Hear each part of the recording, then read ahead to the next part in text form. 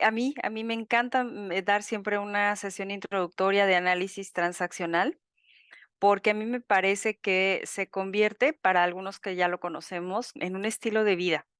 Cuando yo conocí el análisis transaccional, que fue desde la infancia, la filosofía me enganchó muchísimo y ustedes van a ver por qué. Y cada que comparto lo que es el análisis transaccional, sus principios filosóficos muy orientados desde el enfoque humanista, pues a las personas suele gustarles, solemos identificarnos con este tipo de principios, porque pensar que la gente está bien, en principio es algo que nos hace falta en el mundo. Si nosotros vemos las noticias actualmente, a muchos nos preocupa, nos hace sentir muy mal, se nos apachurra el corazón nada más de escuchar la situación mundial por producto de la guerra, por cuestiones de a ver quién tiene razón, quién debe imponerse sobre quién, quién es mejor que quién. La verdad es que nos hace falta mucho más este tipo de filosofía que les quiero compartir el día de hoy y que espero me den la oportunidad de poder estar con ustedes en un grupo de desarrollo personal con base en análisis transaccional, que es lo que vengo a compartirles. ¿Qué es el análisis transaccional? Les puse aquí una de las definiciones. Es una teoría de la personalidad. La personalidad es la forma en que nos manifestamos, actuamos, pensamos y nos expresamos ante los demás. Es nuestra, decían los griegos, es nuestra máscara. Entonces, con eso yo salgo al mundo, me presento, interactúo. Entonces, cuando los estudiosos de la psicología tratan de hacer un marco para entender cómo es que actuamos, por qué hacemos lo que hacemos, por qué pensamos y decimos lo que decimos, justo, pues lo que surge es una teoría de por qué sucede. Y como ustedes saben, las teorías son hipótesis de por qué hacemos las cosas y estas van evolucionando. El análisis transaccional no se ha quedado atrás, ha ido evolucionando desde su origen con Eric Berne. Sucede a través de la observación entre las personas, va evolucionando a lo largo de la investigación y la práctica de ya no cientos de miles de psicoterapeutas, a lo largo del mundo. Entonces, es una teoría de la personalidad con un modelo de personalidad que vamos a ver también en un momento, y esto da lugar a una psicoterapia sistemática para el crecimiento y cambio personal. ¿A qué me refiero con psicoterapia sistemática? A que tiene un marco de referencia, básico y tiene herramientas que son muy concretas, que se pueden llevar a la práctica, y por eso es que uno puede empezar a ver resultados inmediatos. Es tan efectiva que no nada más se ha desarrollado en la psicoterapia, sino que también, aparte de que ha dado aportes a la psicología en general, un ejemplo de ello, todos hablamos ahora como muy común y es un concepto súper manipulado, ¿no? Lo del niño interior, bueno, pues es un concepto que viene del análisis transaccional. Entonces, ha dado muchos aportes a la psicología, a la psicoterapia, pero también es ampliamente utilizada en las organizaciones, en la educación y en la consejería. Entonces, la base fueron unos grupos que el mismo Verne en su momento fue formando, fue conformando de estudiantes y de investigadores en el desarrollo humano y la conducta humana. Esto ha sido muy importante porque imagínense que surge cuando él, estudiando psicoanálisis, presenta un trabajo original, presenta una propuesta. Él era médico, era psiquiatra y cuando presenta su propuesta, le dicen: "Eso no es psicoanálisis". Presenta su teoría de los estados del yo, y entonces le dicen: "¿Sabes qué? Pues eso no es psicoanálisis". Y dice: "Pues no, efectivamente no es psicoanálisis, es análisis transaccional". ¿Y a qué se refiere? Justo al análisis entre, las personas, entre los estímulos y respuesta que suceden entre los seres humanos. Entonces, ha sido muy efectivo para todo lo que tiene que ver con relaciones interpersonales. Y la relación interpersonal nos lleva justo a la capacidad que tenemos o al potencial que tenemos para desarrollarnos personalmente, porque somos entes sociales naturalmente. Entonces nos desarrollamos a través de la interacción con los demás desde que nacemos y la primera interacción es con nuestra madre, ¿no? Entonces aquí les presento la ITA, que es la Asociación Internacional. Aquí está el logo, ustedes pueden buscarla en internet y pues van a encontrar una página con mucha información, con artículos, con un acceso al journal que sigue publicando y que tiene un estatus bastante bueno a nivel internacional. Hay analistas transaccionales en más de 60 países y por eso me gusta mucho la comunidad de análisis transaccional y cualquiera de ustedes se puede unir también a esta gran comunidad internacional. ¿Cuál es la filosofía que les decía me encanta compartir? En los 60 salió un libro muy famoso que sigue siendo publicado en muchos idiomas, que es Yo estoy bien, tú estás bien. Ese no es de Eric Berne, es de Thomas Harris, pero puso en el mapa esta frase, este principio de estar bien, porque si tú estás okey y yo estoy okey, entonces nos hace pensar que ninguno de los 2 siempre tiene la razón o uno de los 2 debe estar mal. La gente está esencialmente bien. Esta idea la toma Harris, hace un libro que se convierte en un bestseller. ¿Por qué? Porque la filosofía es bastante humanista. Todos tenemos un potencial para estar okey, para estar bien, no para ser perfectos. Aquí voy a separar esta parte de, okey, incluso llegan a ver algunos textos que hablan de la okeidad o adecuación, que es el poder reconocer lo que está bien en ti y lo que está bien en mí, incluso lo que yo pienso que no está bien en ti podría estar bien para ti, porque cada quien tiene un marco de referencia distinto. Entonces, cuando yo respeto tu marco de referencia, yo noto que yo tengo mi propio marco de referencia, mi experiencia en la vida, mis virtudes, tú tienes tus virtudes, yo tengo mis errores, tú tienes tus errores. Entonces entendemos que podemos estar bien, a lo mejor no coincidimos, pero cada quien tiene su razón.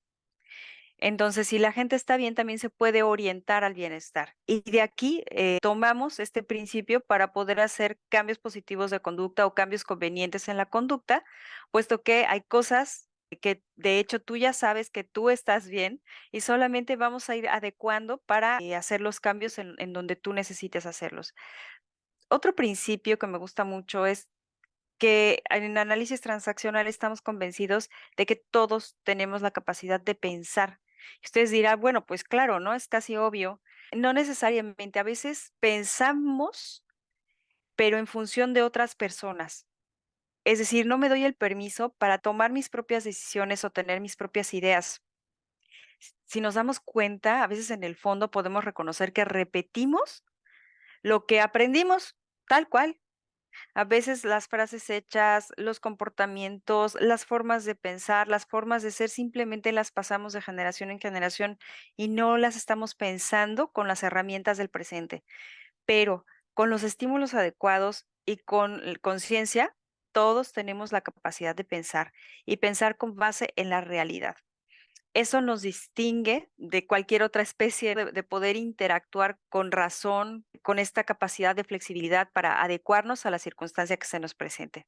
Ahora, otra parte de la filosofía que me gusta mucho es que las personas deciden su propio destino y que las decisiones pueden cambiarse. Si ustedes se dan cuenta, a veces, aunque no lo aceptemos en principio, pareciera que nuestro destino ya está fabricado, ya sabemos hacia dónde vamos. Incluso a veces sentimos que no tenemos salida, porque las cosas siempre han sido de alguna forma, o siempre nos salen las cosas de una forma determinada y aunque no nos gusten los resultados, nos sentimos como encerrados siempre en los mismos ciclos repetitivos de experiencia. Entonces, las herramientas de análisis transaccional nos permiten darnos cuenta por qué estamos haciendo estas repeticiones y poder decidir. Una de los grandes aportaciones del análisis transaccional a la psicoterapia, que es la terapia de redecisión. Y este enfoque es justo eso, si, el resultado en tu vida no te está llevando a sentirte okey, a estar bien contigo, entonces puedes redecidir esas, decisiones tempranas que tal vez tomaste por la experiencia de vida natural. Todos nacemos en un entorno, que tiene muchas cosas positivas y otras no tanto. Nuestros padres, todos nuestros antecesores nos dieron y le dieron a su vez a las generaciones siguientes lo mejor que pudieron con las herramientas que tenían. Y creo que yo estoy convencida que cada generación va mejorando. Entonces, es importante que las personas nos demos cuenta de hacia dónde vamos y darnos cuenta, válgase la redundancia, que podemos tomar una decisión distinta a lo de siempre y dejar de repetir eso. Entonces, ¿podemos cambiar esas decisiones? Sí, pero primero tenemos que hacerlas conscientes también. Y análisis transaccional nos da herramientas para poderlo hacer. Aquí también es bien importante, en todos los grupos de análisis transaccional hacemos contratos, los contratos de cambio. Es decir, si yo reconozco en principio que tú estás bien, yo estoy bien, yo no voy a imponer mi forma de ser o mis valores o mi forma de pensar. Lo que voy a hacer es acompañarte en el contrato que tú establezcas contigo mismo, porque eso es lo más importante. El cambio que tú quieres para ti, de acuerdo con tus valores, con tu modo de pensar, con tu idiosincrasia, con tu cultura, porque todo eso es importante. Entonces, de repente hay que tener mucho cuidado con estas frases hechas, con, pues ahora ya cualquiera sabe psicología y se expone en las redes y da las recetas. Y a veces, desafortunadamente, el éxito está en que parece que necesitamos que nos den una receta ya hecha solo para vivirla. Pero la vida no es así, la vida no es igual para todos y cuando no funciona es cuando nos damos de tope y decimos, no, a ver, creo que sí tengo que decidir y tengo que tener otras herramientas para pensar qué cambios sí necesito hacer yo y no lo que me dice alguien más que debo hacer. Entonces, por eso la filosofía en análisis transaccional decimos tiene como un principio contractual. Esto es el contrato que estableces con tu propio cambio, que es el más importante. Estamos pensando en un curso taller de 12 horas que nos dé las bases y todo, pues es una inversión en nosotros para hacer ese contrato de cambio en el área que ustedes lo quieran. Es decir, personal, familiar, laboral. Les voy a poner un ejemplo, el análisis transaccional aplicado a las organizaciones a través del coaching, pues se establecen contratos para estar, ok, en el trabajo. Y entonces eso no quiere decir que se limite solo a un cambio en el trabajo y que estoy bien en el trabajo y lo demás no. Eso es un cambio personal que sucede en el área laboral, pero que se lleva a la vida general. Y lo mismo pasa en psicoterapia y en educación también. Me ha sido muy funcional esta filosofía en las escuelas. Llevo muchos años como docente y de hecho mi tesis de posgrado fue la importancia del vínculo entre el docente y el estudiante para lograr metas de aprendizaje, pero basado en la filosofía de análisis transaccional, en donde como maestros nos coloquemos en esta filosofía de, ok, yo sé más a lo mejor de geografía, de filosofía, de psicología, pero no me hace mejor persona. Y el estudiante sabe muchas cosas y tiene una experiencia muy enriquecedora para mí. Aprendemos también en lo mutuo, en la co-creatividad. Entonces, por eso esta filosofía creo que es muy congruente con el hecho de poder hacer estos contratos de cambio y los más importantes son los que establecen con ustedes mismos. También nos empeñamos por tener comunicación, una comunicación abierta y directa, es decir, evitando dobles mensajes, mensajes ulteriores, tensiones allí como poco claras, ambiguas. Cuando esto sucede, porque sucede naturalmente en las relaciones interpersonales, nuevamente aclaramos, siempre estamos buscando en aclarar y en hablar de manera directa. De hecho, a mí esto me ha servido para todo lo que he trabajado también en los talleres de comunicación asertiva. Cuando yo conocí comunicación asertiva, pues yo ya era maestra de análisis transaccional y vi que era como muy similar en partes a esta filosofía de, bueno, la comunicación directa puede evitar problemas mayores, puede que no nos guste, pero lo desagradable en las relaciones interpersonales siempre va a suceder, problemas para resolver siempre vamos a tener. Lo poco realista sería el pasar por un proceso de aprendizaje pensando en que no vamos a tener ningún problema y que todo es armonía y que todo es siempre estar felices.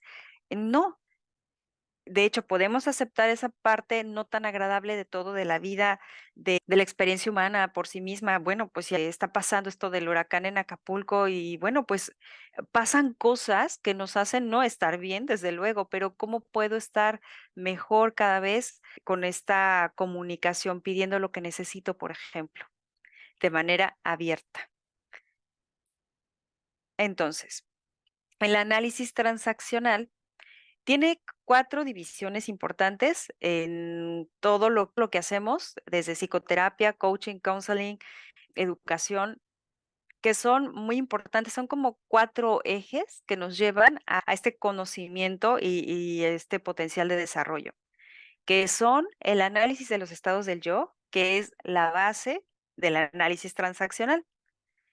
En un momento, vamos a profundizar un poquito sobre los estados del yo, pero justo es ese modelo del que les hablaba, que propuso Eric Berne para entender lo que sucede en la persona cuando interactúa con otras o cuando interactúa consigo misma, porque de repente es, incluso en experiencia como en asesoría, en terapia, es que hay una lucha dentro de mí. Todos llegamos a sentir es que hay como un pleito adentro de mí o tengo como 2 personas en la cabeza o a veces escuchamos incluso la voz de alguien más que nos dice que estamos mal, algo así como el Pepe Grillo, ¿no? Que nos dice, pues es que nuestra conciencia y en realidad son estos estados del yo que se activan. Entonces, análisis transaccional nos permite conocer mucho más a profundidad qué son estos estados del yo, por qué están allí.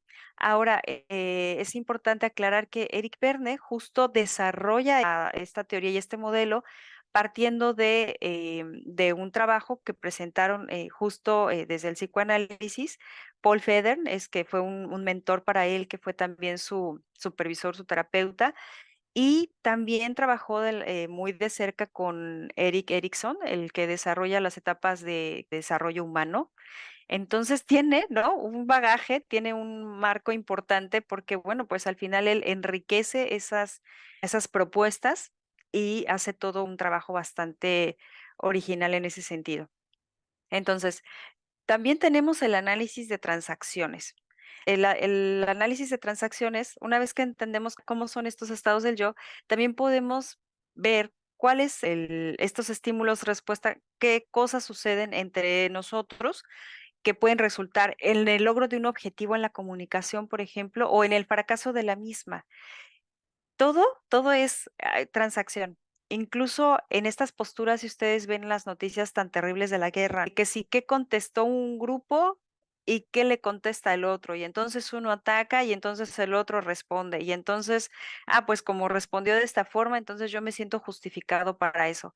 De hecho, pues, estas dinámicas, estas transacciones, estamos viendo una situación grave. ¿Cómo comienzan estas transacciones? Justo es lo que se analiza en un curso de análisis transaccional. ¿Por qué análisis? Pues porque separa los elementos de la personalidad, de la comunicación, del comportamiento para su mejor entendimiento. Y las transacciones son justo cómo intercambiamos todas estas estímulos-respuestas entre nosotros. Otra área bien importante que vamos a ver en el taller sería el análisis de juegos psicológicos. Los juegos psicológicos es una parte muy llamativa del análisis transaccional. Incluso es muy conocido el libro de Eric Berne de los juegos en que participamos, Games People Play, que también fue un bestseller y que revolucionó el mundo cuando nos vemos reflejados en esas dinámicas, interacciones sociales.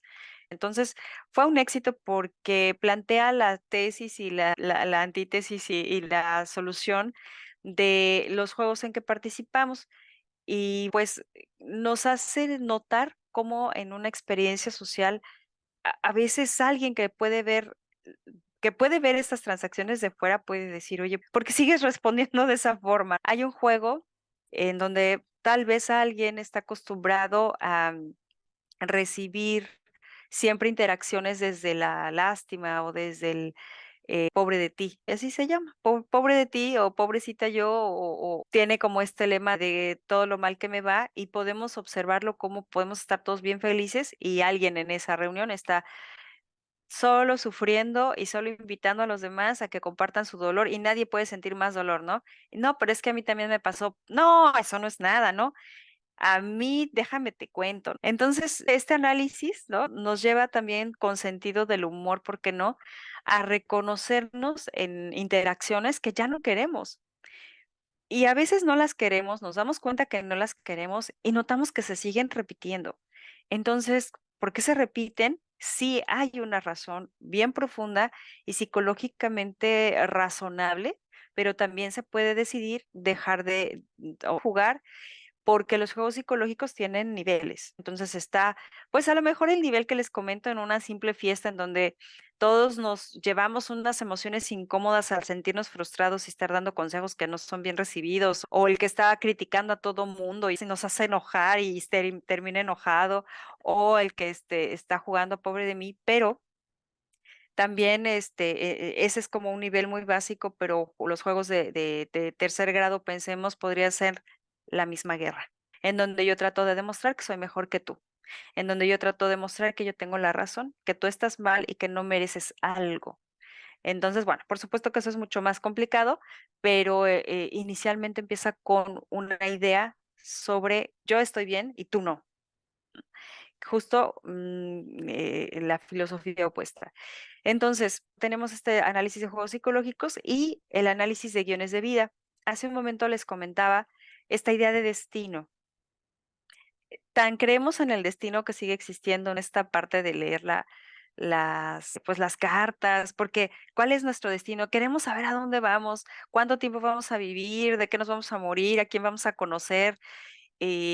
Algunos nos da miedo, pero pareciera que está en nuestra psique ya como esta idea de que estamos predestinados a algo. De repente cambiamos y ya es más frecuente que pensemos en que tenemos el poder de decisión y no hacer algo. Pero cuando volteamos atrás decimos, bueno, pensé que estaba diciendo por mí mismo y terminé haciendo lo mismo que mi mamá, o terminé haciendo lo mismo que mi papá, o terminé haciendo lo mismo que los abuelos. Y yo pensé que estaba decidiendo por mí mismo. Entonces, vamos a ver también qué es un guión de vida que parece que fuera pues, este libreto que te dan cuando naces y dice, bueno, Gabriela, o Sara, o César, o Adlibe tiene este papel en la vida y así se va a desempeñar. Y peor aún, este papel le requiere que haga ciertas cosas o tenga ciertas crisis o ciertos momentos en la vida y todavía Verne va más allá. ¿Qué final va a tener?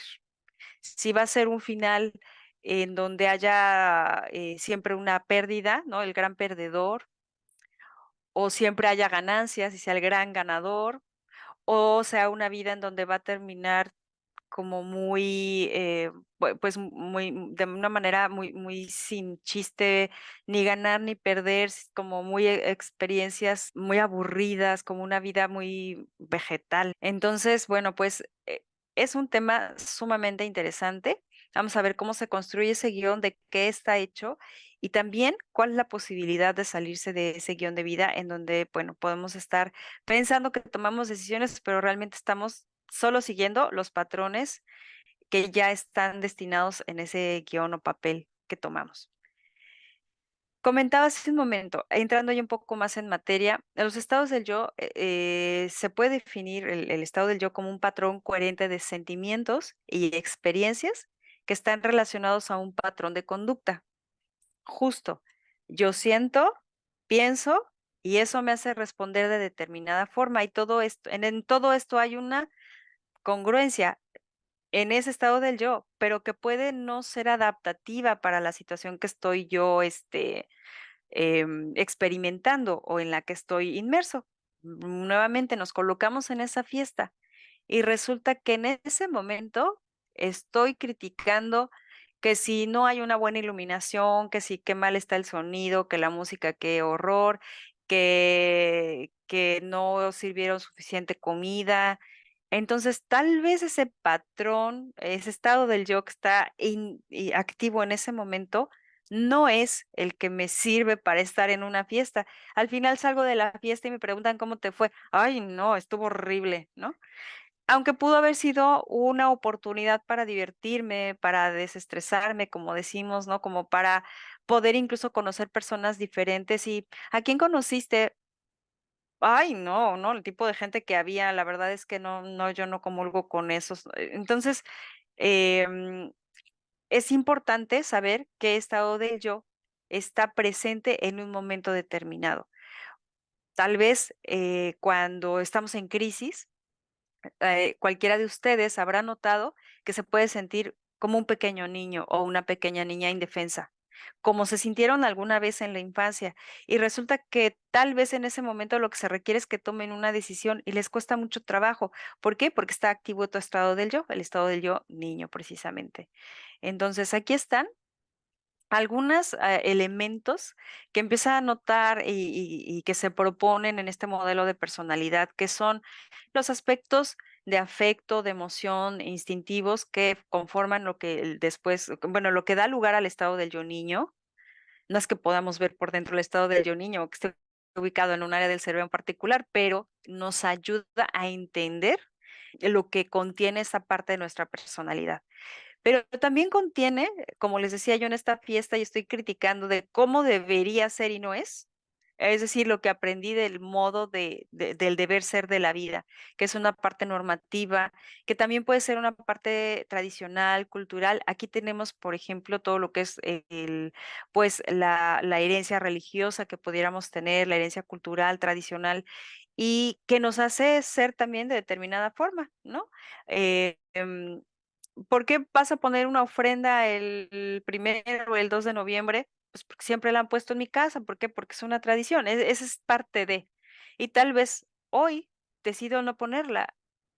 ¿Por qué? Pues porque ya no quiero gastar en eso y generar más basura y yo qué sé. Bueno, es un ejemplo, ¿no? A mí sí me gusta poner las ofrendas, pero bueno, en ese sentido es ahora vamos a actualizarnos, ¿no? Y esa parte racional, en donde me cuestiono lo que llegué a aprender, si me conviene seguir repitiendo ese patrón hoy, cómo relaciono, incluso la forma en la que ustedes en este momento están atendiendo mis palabras. Esa es una capacidad que también conforma un estado del yo al que le llamamos adulto. Entonces tenemos a este niño interior que les comentaba, que es toda la parte, las experiencias primarias en nuestra personalidad están contenidas allí, todo el proceso educativo, todas estas experiencias tempranas que incluso no tienen siempre un recuerdo vívido o palabras para externarse, pero que están allí. Tenemos también el estado del yo padre, que es toda esta normativa y lo que les decía, el modo en que debe vivirse la vida, todo lo que aprendimos a través de esas figuras, y no nada más se refiere a papá, ¿no? Aunque se llama estado del yo padre, es papá, mamá o alguna otra figura de autoridad. Em, Esto, bueno, pues se llama así porque en inglés es parent, ¿no? Que en realidad no tiene no tiene género. Entonces es en realidad figuras parentales. Y el estado del yo adulto, que sería la instancia de nuestra personalidad con la cual podemos tomar decisiones con base en el aquí y el ahora, que nos permite hacer el contacto con la realidad y decidir, bueno, pues sí, yo me siento como una pequeña niña porque me acaban de gritar, pero tengo que tomar una decisión ejecutiva sobre mi personal, ¿no? Por ejemplo, o un cliente vino y me amenazó y yo me quiero echar a correr y ponerme a salvo, pero lo que necesito en ese momento es de que mi adulto, ¿no? Me diga, ok, si te sientes mal y hay que resolver cómo lo vamos a hacer en este momento y después habrá a lo mejor tiempo para apapachar a ese niño herido. Entonces, bueno, entender estas partes de nuestra personalidad nos lleva a entender más lo que queremos y la forma en la que hemos actuado a lo largo de nuestra vida y algunas cosas que, bueno, pues decidimos dejar porque nos conviene y otras que tal vez empezamos a cuestionar porque no son tan convenientes. Pero nuevamente, acuérdense que el contrato más importante es el que establecen ustedes. No va a llegar ni Alba ni nadie a decirles, ay, tú tienes que cambiar esto.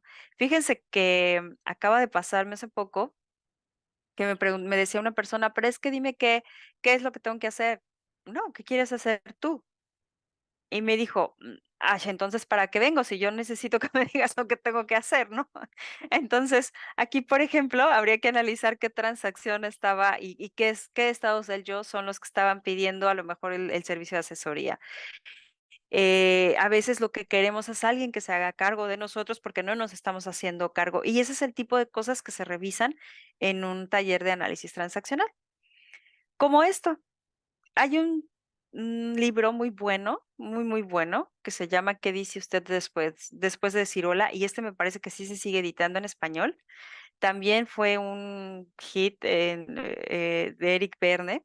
Es un libro bastante grueso, es un libro con mucho contenido, pero es tan interesante porque nos lleva a lo largo del desarrollo humano a reconocer cómo está conformado el guión de vida y por qué es que yo les pongo aquí diferentes ejemplos de cómo podemos responder a esa pregunta tan sencilla de, hola, ¿cómo estás? ¿No? Podemos contestar con un, "Mm". Eso te dice algo. Es esa transacción, incluso con ausencia de palabras, pero con lenguaje corporal, lleva el contenido de esas decisiones tempranas, de un estado del yo activo, de algo que estoy generando en otras personas y que tal vez no me doy cuenta. Estaba recordando también en un momento dado cómo, pues alguien comentaba en un taller, es que siempre me tienen envidia, ¿no? Y yo no sé por qué la gente siempre habla mal de mí. Y es que, y entonces compartía estos momentos en los que se ha sentido en esta crítica. Y la idea es, bueno, ¿y tú qué haces que puede causar esa crítica? ¿Es justo tal vez la forma en la que dices hola, ¿no? ¿Tiene que ver? Tal vez es la forma en que nos presentamos, tal vez es la forma en la que interactuamos y no nos hemos dado cuenta qué es eso que proyectamos. Entonces, ¿qué dice cada uno de nosotros después de decir hola? No es lo mismo una respuesta, este hola que este hola que el, ¿no? Que tal vez los brazos así como luego lo hacen los adolescentes, así de, ¿quieres esto? ¿no? O sea, al final nos dice algo, pero vamos a ver justo qué sucede y tiene mucho más fondo que tan solo las palabras. Uno de estos fondos y una de las herramientas más importantes de análisis transaccional es el tema de las caricias o el reconocimiento humano. Y en las caricias o el reconocimiento humano, de acuerdo con Verne, pues son la unidad básica de interacción social. Todos interactuamos porque necesitamos ser reconocidos por alguien más.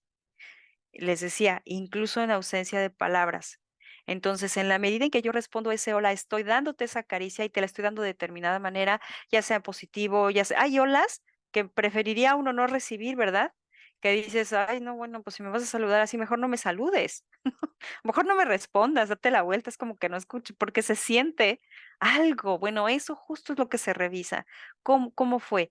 Porque esa interacción social recibió una caricia tal vez que no fue o bien recibida o se sintió no como una caricia, sino como una patada, ¿no? Bien, entonces, pues, si ustedes se dan cuenta, si cada uno de nosotros tiene esta noción de que tenemos estos estados del yo activos que interactúan con la vida y que interactúan con los demás, pues entonces ya podrán darse cuenta que se empieza a complicar cuando notamos que la otra persona también tiene sus propios estados del yo activo y que no siempre responden desde el estado del yo en el que estoy, ¿no? Si ponemos otra vez el ejemplo de la fiesta, estamos todos conviviendo. Seguro que alguien está de lo más divertido y carcajada si otra persona está interactuando con esa felicidad como si fueran 2 niños o 2 adolescentes, pues seguro que se están divirtiendo de lo mejor, ¿no? Entonces estarán comunicándose, desde su estado del yo niño felizmente, o tal vez empiecen a hablar sobre la guerra y empiezan a tener un tema súper interesante y, pues, a lo mejor están hablando desde el adulto, no tanto como en ese, tono, relajado, divertido, que puede ser muy espontáneo en los niños, sino más bien en una cuestión un poco más pensada, más objetiva. A lo mejor ni estamos ni a favor ni en contra, estamos viendo que si, un grupo, que el otro. O tal vez estamos criticando, ¿no? Nos encontramos a alguien que igual que nosotros está fatal en la fiesta, porque todo está mal, porque no están haciendo las cosas como deberían hacerse. Entonces, tal vez estamos en el mismo canal de estado del yo padre. Pero, ¿qué tal que no? ¿Qué tal que alguien está bien contento y alguien lo está regañando? Imagínense esta pareja que está en la fiesta, ¿no? ¿Y de qué te ríes? ¿Por qué te estás riendo? Yo no le veo el chiste.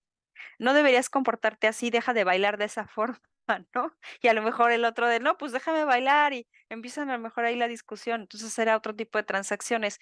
Y estos son poquito de muchos ejemplos que se pueden abordar y cada uno de nosotros vamos analizando el tipo de transacciones que suele tener con alguien más. Aquí me faltan vectores, por supuesto, porque podemos establecer podemos analizar estas transacciones, de qué estado del yo vienen, qué estado del yo es recibido y responde, porque eso impacta en el resultado de cualquier relación social, incluso de la psicoterapia, como les comentaba hace un momento. Dime por favor lo que tengo que hacer. Y si la respuesta llega desde yo no puedo hacer eso, ¿no? El contrato más importante es de qué quieres hacer tú de contrato de cambio. Puede ser que la persona diga, tienes razón, déjame pensar qué es lo que quiero trabajar, ¿no? O puede que la persona diga, no, pues no es lo que yo estoy buscando, ¿no? Yo necesito que me digas lo que tengo que hacer. O alguien que me diga, bueno, pues a ver si eres tan buena terapeuta, porque pues yo ya pasé como por 10 y nadie puede conmigo, ¿eh? Entonces, tal vez trata de demostrar otra cosa. Entonces, eso pasa, les digo, ese es un ejemplo en asesoría, en coaching, en terapia. Podemos hacerlo también en el campo educativo, en el campo laboral. Al final, somos los mismos interactuando entre nosotros de determinadas formas, tal vez aprendidas y tal vez decididas por la misma experiencia de vida. En estas relaciones interpersonales, comentaba de estas grandes divisiones en el análisis transaccional, que son los juegos psicológicos, justo, ¿no? Hacemos este análisis de por qué nos relacionamos de cierta forma y transaccionamos, ¿qué obtenemos cuando estamos en este juego de pobre de mí? ¿Qué obtenemos cuando nos la pasamos persiguiendo gente?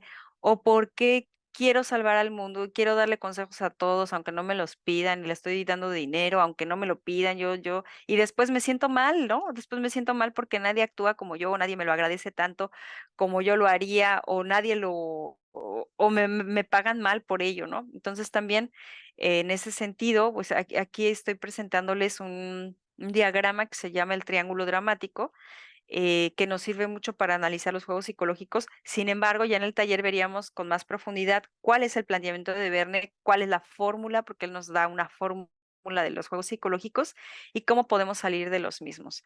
Pero bueno, pues la definición tal cual es que los juegos son transacciones, ¿no? Otra vez vamos al término de transacciones, pero que tienen un componente ulterior, es decir, no es una comunicación abierta. ¿Se acuerdan ahora de la parte de la filosofía? En los juegos justo sucede que no está habiendo esta comunicación abierta del todo, pero no estamos tampoco tan conscientes de que estamos haciéndolo hasta que nos damos cuenta. O sea, el trabajo con análisis transaccional justo es empezar a darme cuenta, bueno, a ver, si yo siento que todos hablan mal de mí, qué mensaje estoy mandando que tal vez no me di cuenta y ahora me doy cuenta y entonces salgo del juego? Y como comentaba, ¿no? Ya como la última gran área que abordamos es el análisis de guiones.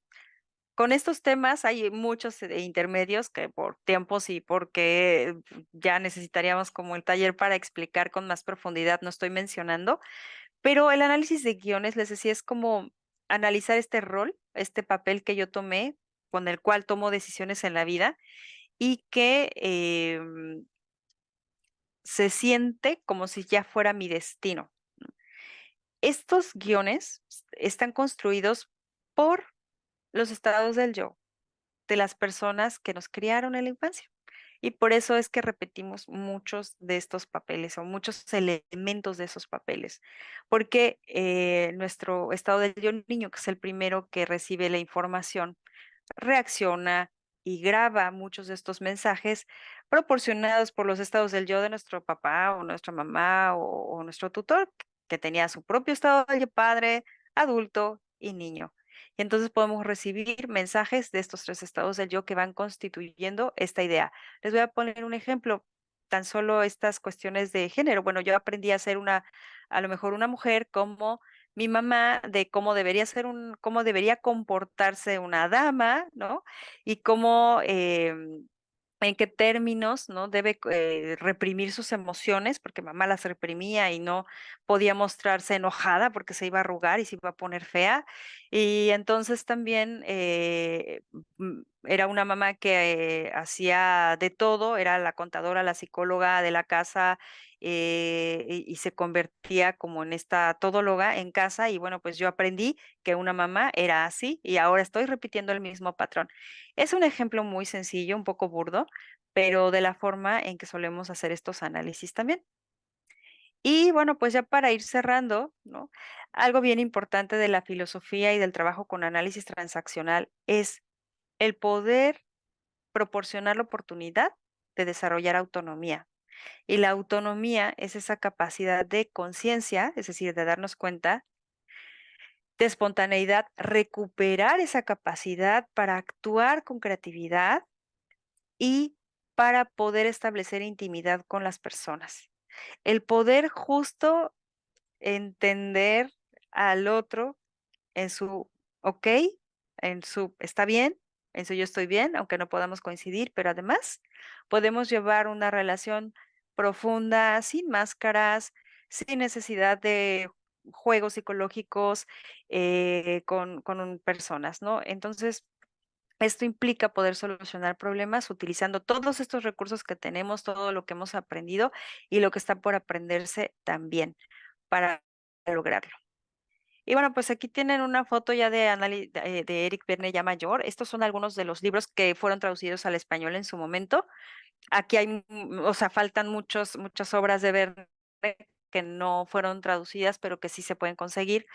Y, pues, les hablaba yo un poquito de de los juegos que participamos, o qué dice usted después de decir hola. Hacer el amor es también un libro muy bonito. Y bueno, pues aquí tenemos la base, ¿no? Para todos los que nos dedicamos a la psicoterapia, el análisis transaccional en psicoterapia, que son un poquito más técnicos, así como la introducción a tratamiento de grupo, que es un poco más técnico, pero en donde Verne nos manifiesta pues todo lo que origina el que desarrolle él esta teoría y modelo de personalidad que ha ayudado a tantas personas. Bueno, estas son algunas de las referencias que ocupé el día de hoy, los juegos de que participamos y un libro de Stewart y Jones, que es Ateo, que también es un libro de introducción que, pues, ampliamente recomendable. Así es que, bueno, pues, están invitadísimos a este curso taller. Yo espero que, se quieran unir y, por favor, háganos favor de invitar a quien también quiera sumarse a esta filosofía de desarrollo personal, que, pues, no hay perfección en la vida y no hay una única respuesta, pero todos estamos en este camino y tenemos que compartir los recursos de este planeta, y lo mejor es poder convivir en armonía, y esto creo que invita a ello. Muchas gracias por escucharme, muchas gracias por estar aquí, y espero verlos pronto en este curso taller. Gracias.